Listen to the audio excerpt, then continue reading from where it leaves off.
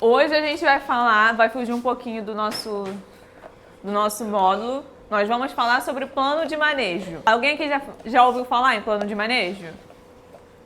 Quer tentar dizer o que é? Pela palavra assim, eu acho que um plano é isso e manejo é isso. Alguém quer tentar? Não? Ok, então. A gente vai falar os conceitos, alguns exemplos para participação na elaboração do plano de manejo do Revis. Quem lembra da participação de vocês na consulta pública do Revis? Vocês participaram, lembra, no módulo de educação ambiental com a professora Jaqueline? Quem estava aí nesse dia, levanta a mão. Foi o rolê do mapa? Foi. E aí o Pedro também fez aqui uma oficina com vocês. Vocês lembram o que é um Revis? Ninguém lembra de nada? Uma área de conservação integral. É uma unidade de conservação. Mas o que significa Revis? Vocês lembram o que é? Refúgio da vida silvestre. E hoje a gente vai falar um pouquinho sobre o que é esse plano de manejo, o que constitui o plano de manejo e por que é importante a sociedade civil participar da elaboração. Como eu falei, a gente vai compreender o que é um plano de manejo, vai identificar a importância desse plano, reconhecer os principais elementos que constituem um plano de manejo e relacionar o plano de manejo com as áreas protegidas. No caso, são os parques, as reservas ou o Revis, que é o Refúgio da Vida Silvestre. Aí vamos lá. O que é um plano de manejo, afinal? O plano de manejo é um documento técnico que organiza uso e proteção de uma área natural protegida. E eu queria saber se alguém aqui conhece alguma unidade de conservação. Parque do Curió. Finalmente alguém respondeu o Parque do Curió. Fala mais uma aí da Baixada. Alguém? Mais alguma aí? O Parque da Tijuca. Mais alguma? Tem várias outras. Boa Vista também Não, Quinta da Boa Vista ou... Quinta do Boa Vista. Não, lá não é... Quinta da Boa Vista não. Lá é só uma propriedade mesmo, É só pública. É uma área... Não, uma unidade de conservação. Aquela que o Pedro veio aqui fazer o mapa também? É essa que a gente está trabalhando no plano de manejo. É literalmente não. essa. É literalmente essa que a gente estava conversando. Que pega aqueles 4 municípios que ele tinha falado. Você lembra qual era? Era Floresta... Os 4 bairros, no caso. Bairros. Vocês lembram dos bairros que o Revis vai pegar? Eu vou botar um mapa aqui e a gente vai ver direitinho. Vai comer, não tem suco, né? Aí vamos lá, é um documento técnico que organiza o uso e proteção de uma área natural protegida, estabelece regras, estratégias, ações para garantir a conservação daquela região ali, da natureza que está ali envolvida, e ao mesmo tempo permitir que as pessoas possam usar essa área de forma sustentável. Quem lembra o que é sustentável aqui? Stephanie, o que é sustentável? Que se sustenta ao decorrer dos anos.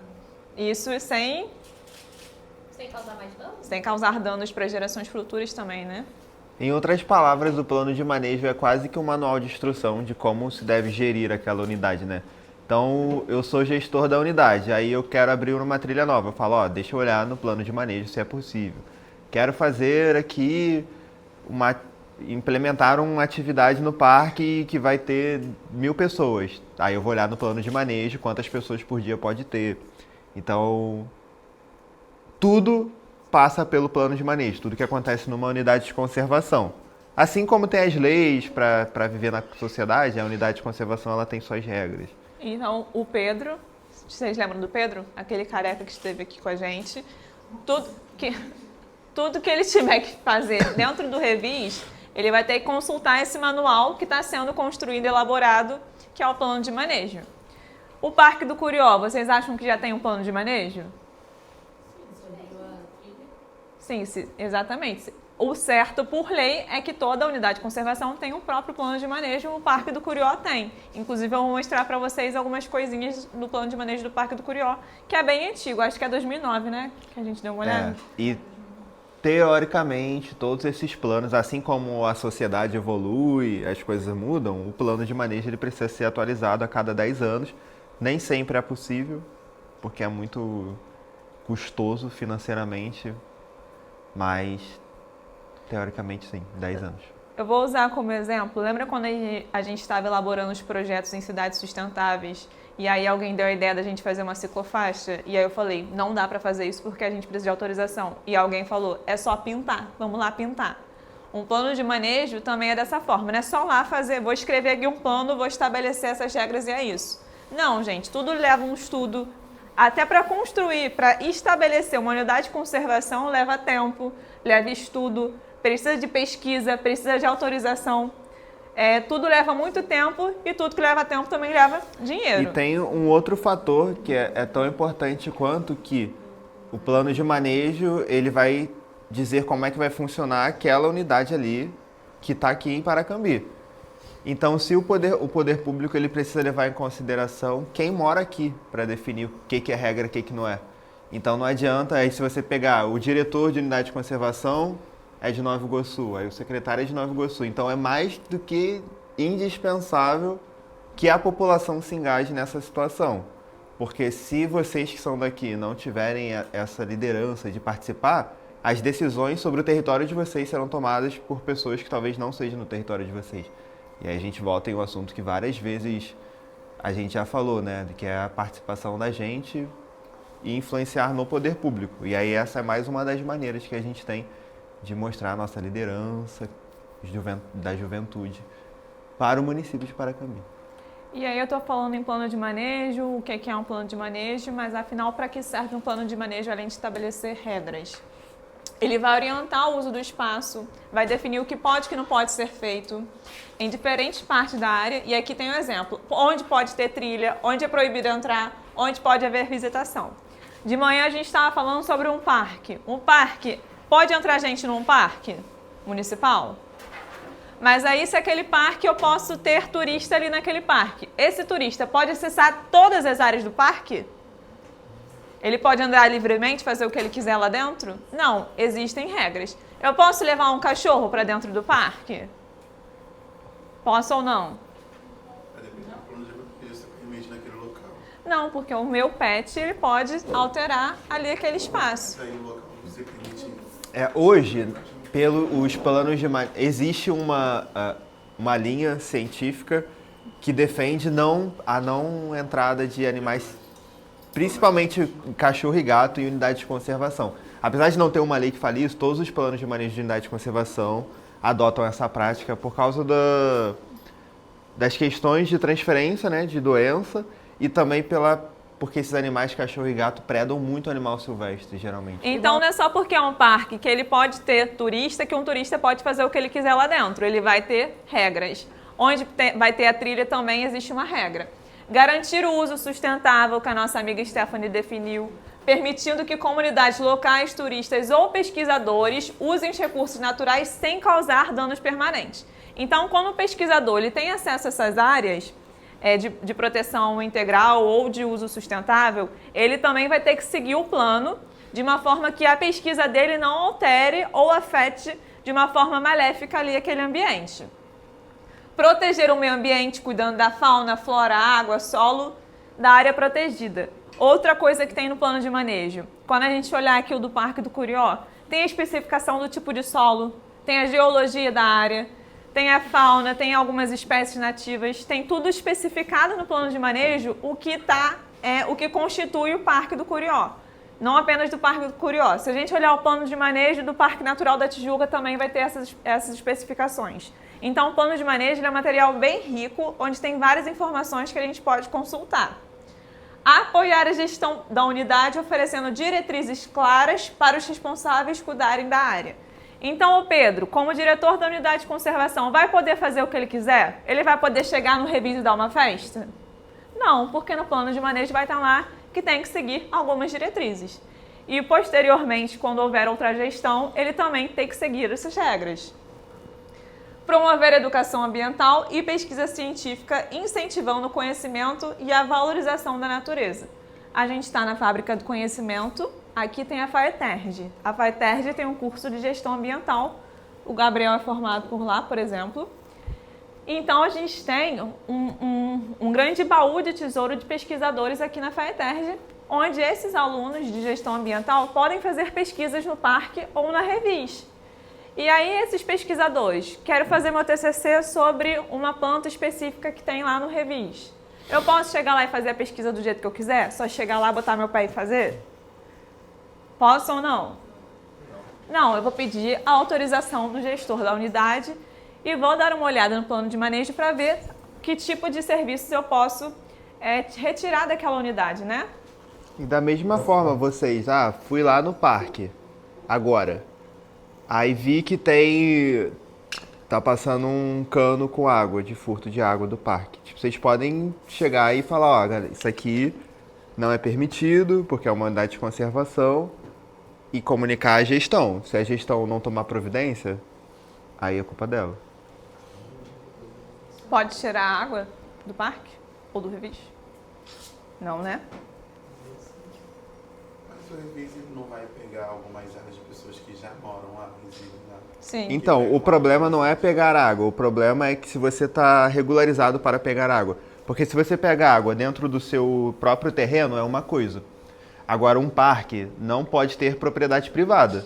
Então, se alguém está pegando a água do parque, essa pessoa não está pegando de um terreno que é dela. Então, ela está fazendo... É a mesma coisa que eu ir no parque pegar uma árvore, uma planta, uma muda. É a mesma coisa que gato da live. É. É igual aquela história do Neymar na casa de Mangaratiba, que ele desviou água Sim. do rio e encheu Isso, a não água. pode. É.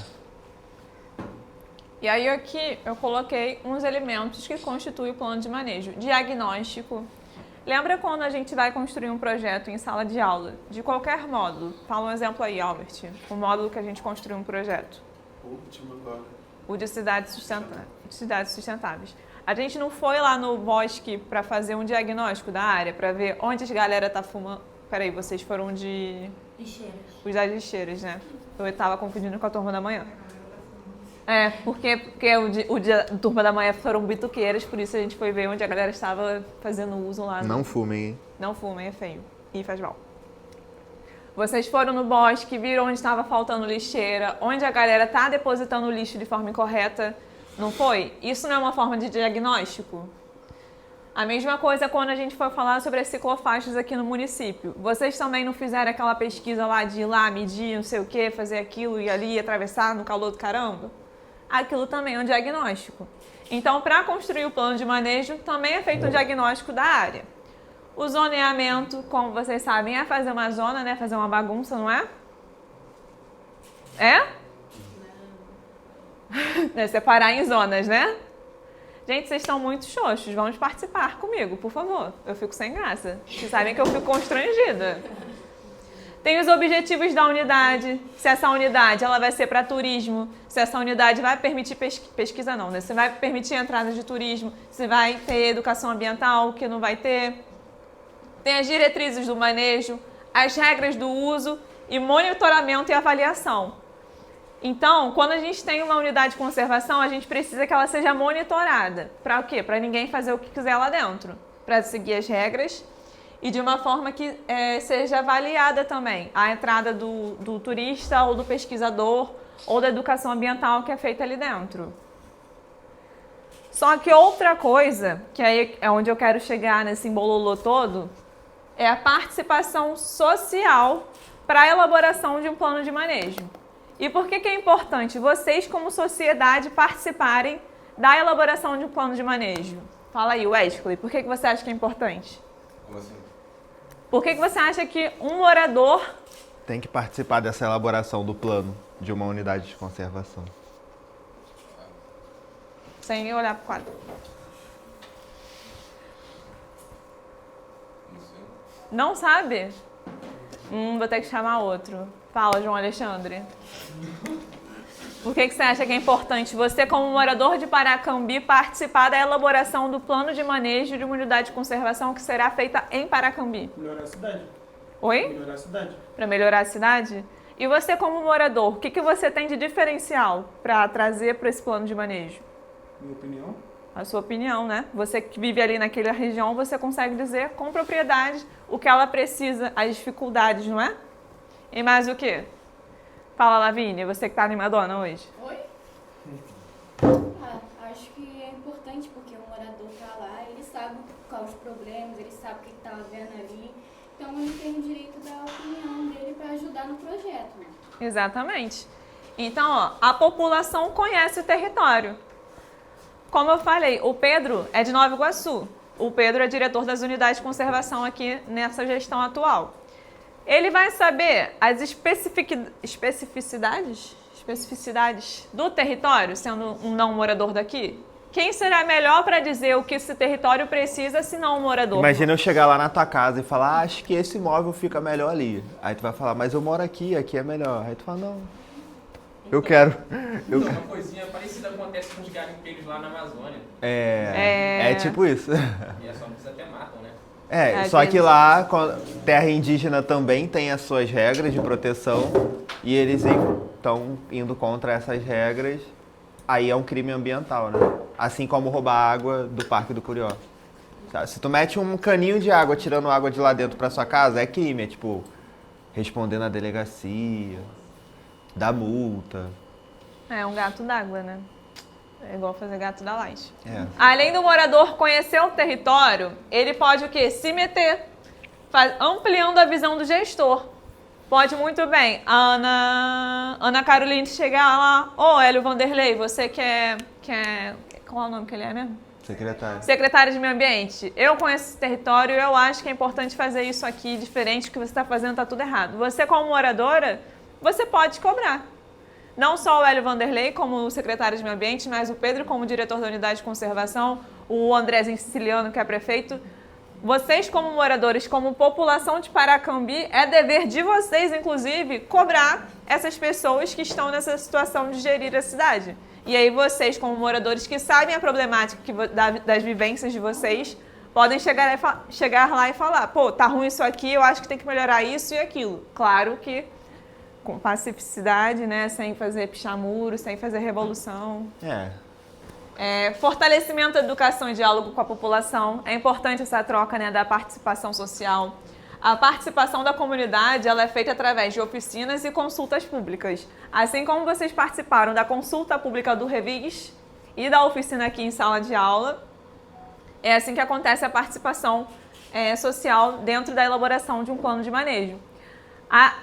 O plano de manejo está sendo construído agora e haverão mais consultas públicas para a participação social da galera. Então, quem morar nos bairros onde o Revis tem proximidade, tem... Como é que fala? Faz fronteira, é primordial... Amortecimento? É primordial que vocês participem, convidem os seus vizinhos. E terão essas reuniões comunitárias nesses bairros? São 4 bairros. São 4 bairros ali que fazem a fronteira. E aí, isso é um convite a vocês participarem, levarem os conhecidos de vocês, as pessoas que moram também ali perto, para participar e entender o que está sendo feito e dar a opinião de vocês também. Para que não seja feito de qualquer jeito. Para vocês falarem, não, eu sou moradora, eu sou morador, eu sou moradore. Brincadeira. Para poder dar a opinião de vocês e dizer como aquilo deve ser feito e como pode ficar bom para os dois, né? Para quem é morador, para a população e também para o meio ambiente. Porque a nossa intenção aqui é preservar, né? E aí eu estou falando de unidade de conservação, de área protegida, mas eu não expliquei direito o que é isso. E aqui eu coloquei o conceito. As unidades de conservação são espaços naturais ou então modificados, né? Que são legalmente ou oficialmente definidos para conservar a natureza, a biodiversidade e os recursos naturais, como as florestas, os rios, animais e as plantas. Essas áreas também podem permitir o uso sustentável por comunidades e atividades como educação ambiental, turismo ecológico ou a pesquisa científica. A gente tem diversas categorias, categorias não, são 2 categorias, mas como a gente chama esses nomes? Classificação. Vou usar essa palavra. A gente tem algumas classificações para essas unidades de conservação. Então, a gente tem o Revis, que é o Refúgio da Vida Silvestre, que é o que está sendo implementado aqui em Paracambi. A gente tem área de preservação permanente, que é a APP, reservas extrativistas, áreas Mas a APP não é o C, não. Quê? A APP não é o C, não. Não? Não. A APP é a área de preservação permanente prevista no Código Florestal. Então eu errei, desculpa, tem que tirar do slide. Não, mas não precisa não, é só pra... Então, galera, isso aqui vocês... Tira o app. Tira o app, Florestas nacionais, áreas de proteção ambiental, que é a APA, reservas biológicas. Aqui alguém conhece a reserva biológica do Tinguá? Ninguém conhece? Não, já ouvi falar. A nossa sede em Tinguá está bem lá coladinha, do ladinho da área da reserva biológica do Tinguá. Tem uma história bem rica, seria bem interessante depois que vocês fizessem uma pesquisa para conhecerem a história de lá. E tem os parques nacionais e municipais, como é o Parque da Tijuca, o Parque do Curió. Eu coloquei a lei do SNUC, que é a Lei 9.985 de 2000, estabelece o Sistema Nacional de Unidades de Conservação da Natureza, que corresponde aos conjuntos de unidades de conservação. Aqui também tem alguns conceitos. Através dessa lei, é previsto que unidade de conservação é todo espaço territorial onde tem seus recursos ambientais, incluindo água, não sei o que lá. A preservação é um conjunto de métodos, procedimentos e políticas que visem a proteção a longo prazo das espécies, habitats e etc. E a proteção integral é a manutenção desses ecossistemas livres de alterações causadas pela influência humana. Então, quando é área de proteção integral, a gente vai poder mexer? Tem um termo ali que está falando uso indireto, que é muito bom para a gente entender. Por exemplo, o que seria o uso direto de algum recurso natural? É ter água lá, eu vou lá e capto a água. Tem um fruto, eu vou lá, pego o fruto. Tem um minério, eu vou lá, retiro o minério. Isso é um uso direto. Agora, tem outra categoria de uso, que é a outra, Eu acho que eu botei aqui. sem ser a integral. Aqui eu botei. Uso direto, uso indireto. O uso sustentável, que é o que prevê o uso indireto. O uso direto. Aí, no indireto é basicamente você se beneficiar daquilo que você não pode coletar. Então, por exemplo, o ar fresco. Todo mundo está sendo beneficiado indiretamente ali pelo ar fresco ou pelo ar de qualidade. Mas você não pode coletar isso. Você está se beneficiando, mas porque você está só existindo ali. Então essa é basicamente a grande diferença desses dois grupos de unidades de conservação que a gente tem no Brasil. Uma prevê você usar diretamente o que a floresta tem. Então eu posso coletar madeira, eu posso extrair seiva de árvore, fruto, aí é um uso direto. Agora, se a categoria que eu tô é só de uso indireto, aí eu não posso fazer nada disso. Eu posso só me beneficiar daquilo que não causa dano. Tá até ali, ó, não envolve consumo, coleta, dano, destruição de nada. Que é basicamente respirar bem, ter ar, ouvir passarinho. Só coisa indireta mesmo. A gente só considera a unidade de conservação aquilo que a gente institui por lei. Então, por exemplo, tem uma lei que institui o Parque do Curió, mas não tem uma lei que institui o bosque. Então, por exemplo, hoje, se a prefeitura quiser ir lá no Parque do Curió e cortar uma certa quantidade de árvore e fazer alguma alteração no Curió, só vai ser possível se respeitar o plano de manejo, porque é uma área protegida por lei. O bosque não é uma área protegida por lei assim tão restrita. Então, se a prefeitura quiser, ela internamente vai lá, faz o manejo. Se ela quiser acabar com o bosque, ela pode, entre aspas, né? De uma maneira vocês não bem, deixariam, né? de uma maneira bem simplista. Vamos precisar de prioridade para montar um hospital aqui. Se fosse uma unidade de conservação protegida por lei, aquilo não poderia acontecer, a não ser que você tivesse uma lei cancelando aquela lei que criou a unidade de conservação. Então, por ser um processo mais burocrático, é mais difícil de mexer. Enquanto um parque urbano, sem essa lei, não. Então o bosque entra nisso, a Quinta da Boa Vista acaba entrando nisso. A Quinta da Boa Vista tem um contexto histórico, então é um pouco mais difícil também. Que eu tenho passo. Mas, por exemplo, um determinado município que tem uma praça muito bonita, muito arborizada. Então, não é uma UC que a gente chama, uma unidade de conservação, porque aquilo ali não teve nenhuma lei protegendo. Então é mais fácil ter movimentações ali e mudanças, etc. Mas acaba tendo o mesmo nome, né? Um é parque urbano, outro é parque natural, municipal ou parque nacional. Apesar de ser o mesmo nome, uma protege muito mais do que a outra. Então é isso. A gente tem duas categorias dentro do SNUC para unidade de conservação. Uma de uso sustentável, outra de proteção integral. O uso sustentável, no caso, seria a exploração do ambiente de maneira a garantir a perenidade dos recursos ambientais renováveis e dos processos ecológicos. Então, é como a Stephanie falou, utilizar sem que aquilo degrade, sem que acabe ali com aquele recurso natural. Mais ou menos traduzindo, né, o que quis dizer aqui. E aqui tem as unidades de conservação de proteção integral, tem a estação ecológica, monumento natural, o Parque Nacional, a Reserva Biológica, como a do Tinguá, e o Refúgio da Vida Silvestre. Percebam que o Refúgio da Vida Silvestre e o Parque Nacional estão na mesma categoria de proteção integral. Mas por que vocês acham que eles estão na mesma categoria se no parque permite turista e na reserva biológica não permite? Por que vocês acham que todos esses aqui estão na mesma categoria de proteção integral? Porque dependendo da vida silvestre, o parque pode estar no habitat dele? Tipo... Eu entendi a tua resposta, mas assim, depende do porquê, né? Por exemplo, se no refúgio da vida silvestre tiver algum tipo de animal a ser protegido, aí escolhe esse, não é isso que tu quer dizer? Então, eu quis chamar a atenção de vocês para a proteção integral, é que eu estou usando mais como exemplo o Parque do Curió, porque é um parque que vocês têm mais acesso, mais conhecimento do que o refúgio da vida silvestre, já que ele está sendo implementado agora. Num parque, eu como turista, posso chegar lá e pegar uma mudinha de planta e levar para minha casa? Não, né?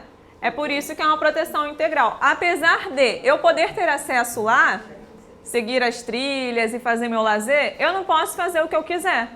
Tudo ali está protegido integralmente. Eu não posso pegar lá um curiosinho que está cantando na árvore e levar para minha casa. Posso? Mas aí, independente do lugar, tu não vai poder fazer isso. Não é turismo guiado? Não, você pode observar aves, agora pegar você não pode. Seja dentro de unidade, seja fora. Enfim. O turismo em si é um turismo guiado, não? É autorizado. É autorizado. É autorizado. Você pode ter momentos de grupos guiados. Aí, de regra tem que ser o autorizado. turista ele tem acesso a um mapa de até onde ele pode ir. Onde Tem, ele tem. pode Tem. Se vocês verem na O plano de manejo obriga que tenha sinalizações. E as trilhas só estarão em locais que o plano de manejo permite. Se não pode, não vai ter nem trilha para você fazer essa atividade, A entendeu? partir daqui é proibido. Sempre tem uma placa informando. inclusive na entrada do parque, depois tem a plaquinha lá explicando as trilhas que tem. E tem o desenho de cada trilha, Tem eu o acho, desenho também. Eu usei um exemplo errado, você não pode pegar um pássaro, nenhuma ave em lugar nenhum e botar dentro de uma gaiola e levar para casa, tá? Melhor usar mesmo o exemplo da planta. Você não pode chegar ali pegando uma mudinha e ir embora para casa. Mas, na verdade, isso não é certo em lugar nenhum, né? Fazer isso na casa da vizinha também não é legal. Tem vizinha que se irrita. Mas, enfim. Eu quis dizer que, ainda que eu possa visitar esse parque, eu não posso fazer o que eu quiser. Não é sem regras, né? Eu tenho que seguir ali uma adequação. A mesma coisa o Revis, a Estação Ecológica, o Monumento Natural e a Reserva Biológica. Principalmente dentro de uma reserva biológica. Essa é a que mais protege, A reserva... teoricamente. Teoricamente. Infelizmente tem gente que entra para caçar, mas isso aí em qualquer lugar, né? Tem caçador, tem galera que entra para fazer culto, manifestação religiosa, ainda que seja proibido, tem uma galera que invade. E aí a gente tem outra categoria que é de uso sustentável, que é uma área de proteção ambiental, área de relevante interesse ecológico, floresta nacional, reserva particular do patrimônio natural, reserva extrativista, reserva de desenvolvimento sustentável. O Gabriel tinha falado uma coisa interessante de manhã, repete aí, por favor. De todas as categorias de unidade de conservação que a gente tem, aquela ali é a única que permite que eu caso, supondo. Eu sou a Carol, eu tenho um sítio muito grande. Aí eu quero proteger aquela unidade ali. Eu consigo transformar uma propriedade privada em uma unidade de conservação particular. E aí você tem alguns benefícios em relação a isso, porque você começa a ganhar recurso, né? Como para cada unidade de conservação existe um repasse de verba para o município. Então, quanto mais unidade ele tiver, mais recurso ele consegue ganhar. E quem institui essa reserva particular também tem alguns benefícios com relação a isso. Então, aqui em Paracambi tem duas. Eu já visitei uma, que é a RPPN Stella. E são pessoas que quiseram transformar aquela área ali em uma unidade de conservação. É meio que para sempre, né? Até porque se você tem um tipo de fauna, de flora e fauna, numa extensão de terra muito grande, e aí você quer de repente pegar aquilo ali e investir no empreendimento, a depender do tipo de coisa que você vai fazer e o tipo de grana que você tem, o que você vai ter que pagar de medida compensatória para poder derrubar aquelas árvores, mesmo aquilo ainda não sendo uma unidade de conservação, é tanto dinheiro que é muito melhor para você fazer uma unidade de conservação. E o RPPN, ainda sendo privado, supondo, eu tenho um sítio que passa uma cachoeira lindíssima dentro. Eu transformo numa unidade de conservação, então eu vou ter todos os mecanismos de proteção, de recebimento de recurso, e eu ainda posso cobrar a entrada, porque é particular.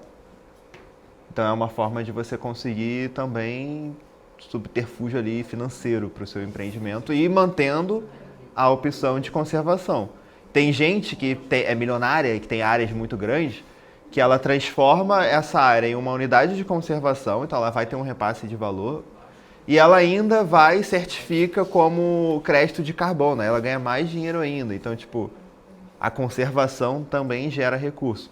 Além do fato de que você descobre uma espécie que tem ali dentro com benefício medicinal e aí tu patenteia isso, alguma pesquisa. Tem vários motivos que valem a pena você ter uma RPPN em casa. Mas e o revis, hein? O que seria o revis, esse refúgio da vida silvestre? Ele visa proteger os ambientes naturais para a existência e reprodução de espécies da fauna e da flora local, incluindo residentes e migratórias. O que seria isso? Tem espécies que elas passam ali só migrando e tem espécies que são ali... Vocês estão acompanhando os casos dos pinguins que estão sendo encontrados, que está aparecendo nas praias? É uma espécie migratória. Então, eles estão num período tem uma área que... eles procuram alimento e águas em outras temperaturas. Às vezes acontece deles se perderem, vêm para a praia. E aí, tipo, é importante não pegar e botar de volta, né? Porque às vezes eles só estão descansando. Aí a galera bota lá ele pra nadar. Aí o bicho vai, calma. Se eu quisesse nadar, eu tava nadando. Mas só um exemplo de espécies migratórias. As próprias baleias, agora a gente está no período de avistamento de baleia. Também é espécie migratória. Aves é muito comum também. Borboletas é muito comum. Tem uma borboleta, acho que no Canadá, que ela atravessa, tipo, quilômetros, em certos períodos de tempo. Então tem várias espécies que são migratórias. E aí, para quem está preocupado, está sendo implementado o revis. Eu vou poder acessar essa área? Vai ficar proibido? Vai ficar uma cerca gigante tal Donald Trump com o México? Não. Dependendo do plano de manejo, é permitida a entrada e a visitação do revis, seguindo as diretrizes, né, do órgão gestor. A posse pode ser pública ou privada, no nosso caso vai ser pública. Desde que os objetivos da unidade de conservação sejam compatíveis com a utilização da terra pelos proprietários. A pesquisa científica requer autorização, como eu já falei, não é só chegar lá e fazer a pesquisa que eu quiser. Tudo requer uma autorização, mas isso vai de todos os lugares, né? A gente não chega na casa da nossa vizinha pulando o muro e vou fazer o que quero tomando café da tarde. Precisa de uma autorização. A visitação também, tudo com responsabilidade e seguindo as condições específicas do órgão gestor. Passa aí o slide para mim, por favor. Complementando dessa questão do revis, no caso de Paracambi, o revis está no corredor ecológico da Serra de Tinguá a Bocaina. Então, nesse corredor ecológico acontece a transição, como o Gabriel falou, de animais, como por exemplo a onça parda, que ela atravessa, faz esse refúgio, que o nome fala, né? Passa pelo corredor todo de Tinguá, passa pelo revis, vai até o final do Bocaina. Por isso que a gente decidiu implementar essa categoria de revis. Além disso, o revis permite propriedades particulares, né? Tem muitos sitiantes na região. Então, juntando essa propriedade e a proteção integral, cria-se o refúgio de vida silvestre da Serra Saudoso São José. Uma extensão de 6.000 hectares, cortando praticamente o município todo. E aí, galera, você fala, caramba, muito grande, mas tipo, pensar numa onça, que é um animal de topo de cadeia, que precisa de muito alimento. Ela pode percorrer tipo 10 a 30 quilômetros por dia, sabe? Então é uma distância muito grande. Então isso para ela é quase nada. É nada. Por isso que é muito difícil esses animais grandes se manterem na pressão que a gente tem urbana hoje, porque eles precisam de muita área e eles precisam que a cadeia alimentar esteja muito equilibrada para sobrar alimento para eles. Exato. Então às vezes a gente fala, caramba, mas já tem muita floresta, mas pô, se tu pegar aí uma única onça, você já dá para ver que não é tão pequena. E como... Vocês conseguem ver a diferença do tamanho do revis para a diferença para o mapa de Paracambi? Vocês estão vendo que o mapa de Paracambi pega toda essa parte que é branquinha e o revis está aqui no verdinho. E vocês conseguem, perdão. Pode falar. Vocês conseguem identificar no mapa onde está o Parque do Curió? Ali aonde? Isso. Ou seja, o parque está colado com o revis. Como você pode andar por uma unidade de conservação aqui e passar por outra. As duas de proteção integral. Isso aqui forma uma espécie de mosaico. Tanto o parque como o revis.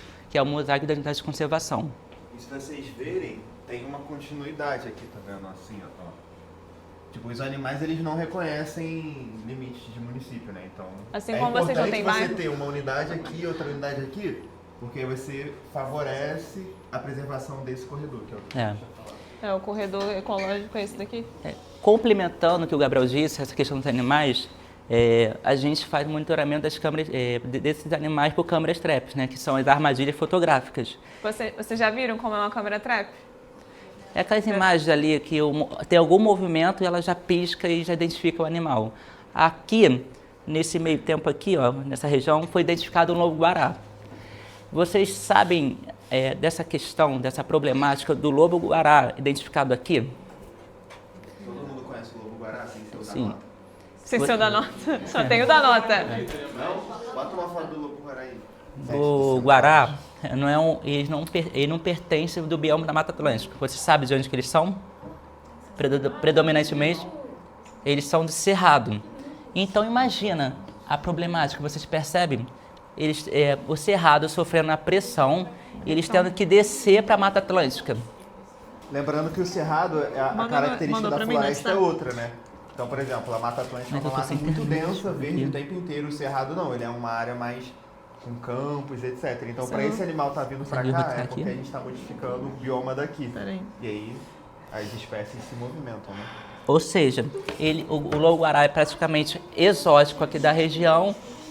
Devido às ações que estão acontecendo no Cerrado, o que acontece com frequência no Cerrado?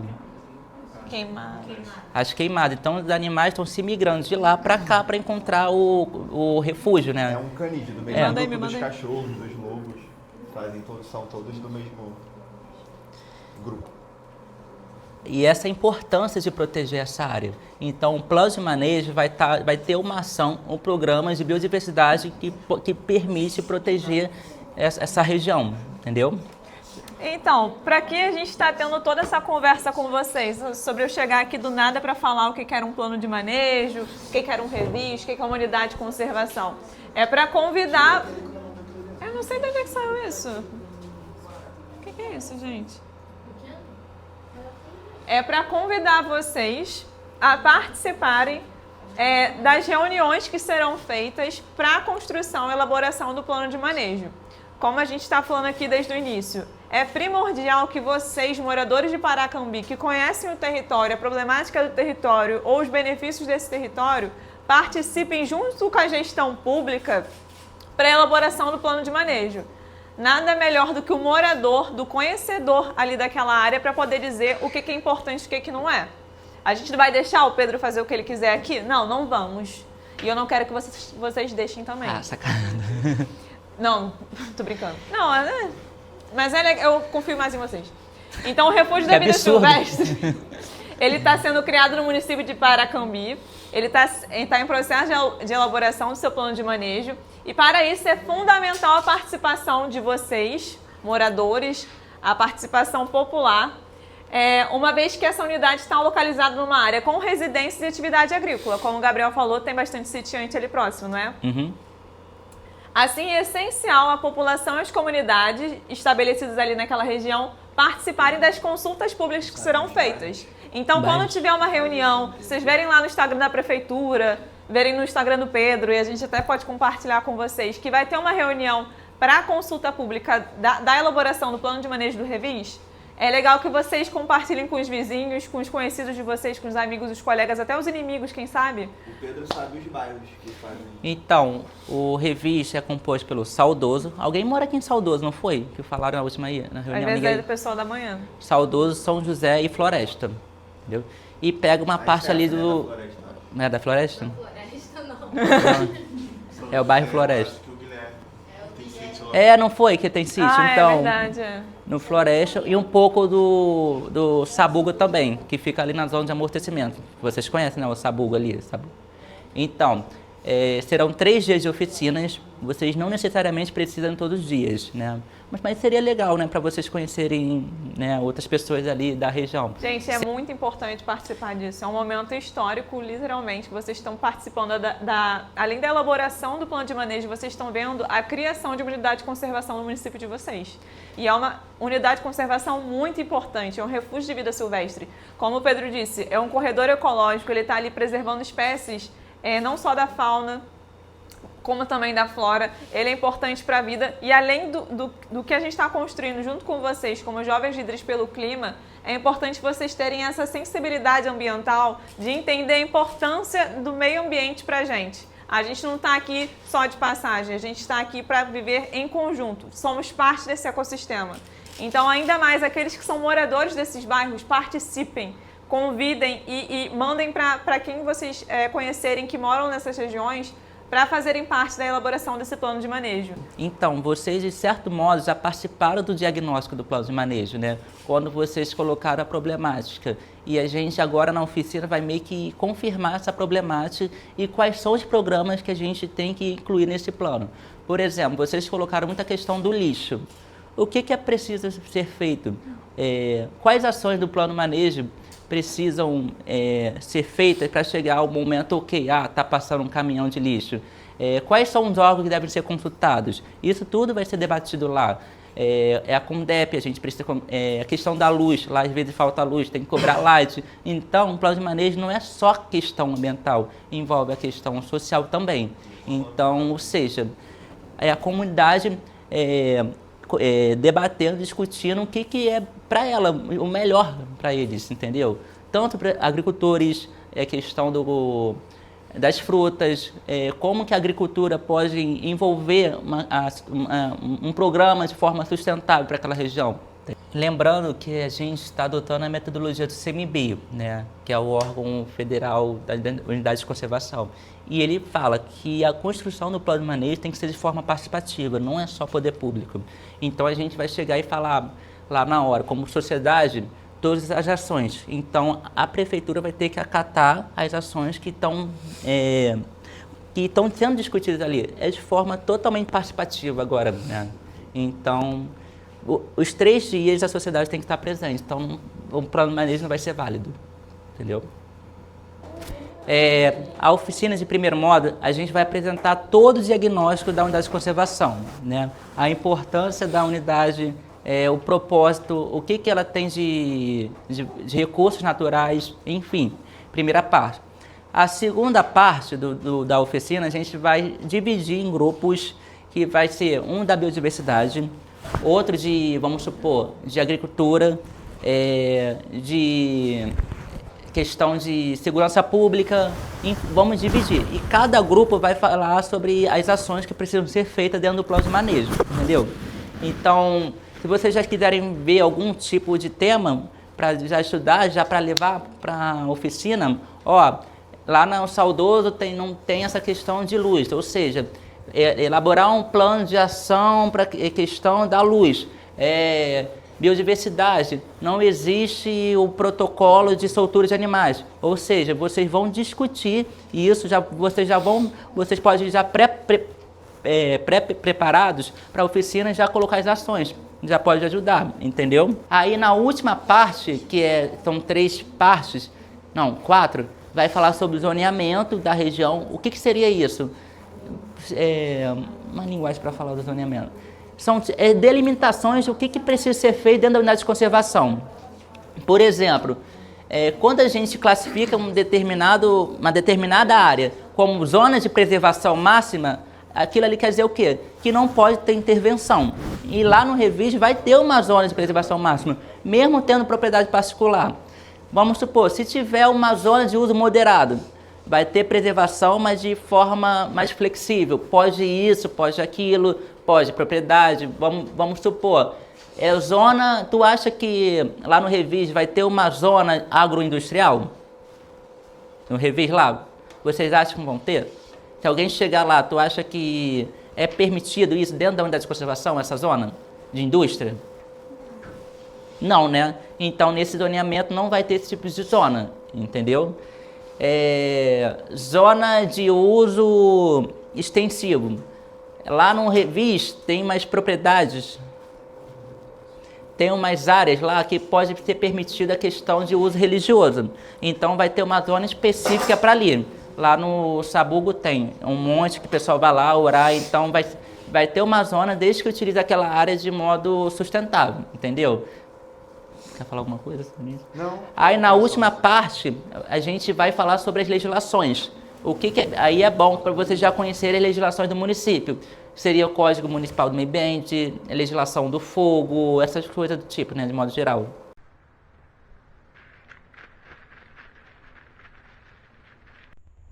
Então é isso, pessoal. São imagens inéditas, raras, porque a gente flagra um lobo-guará, né? Toda a unidade de conservação aqui do Rio, a gente consegue ter essa vantagem. E essa questão dos caçadores, identificar, quando a gente consegue identificar o rosto dele, né? Então, isso mostra a importância do monitoramento dentro do parque, né? Então, a gente tem parceria com o Caminho da Mata Atlântica, que é uma instituição que dá apoio na instalação dessas câmeras. Então, a gente não instala em trilha, em qualquer lugar assim tem movimento humano. A gente adentra mesmo no parque, no Revis, instala num ponto estratégico para a gente ter essas imagens lindas aí da biodiversidade.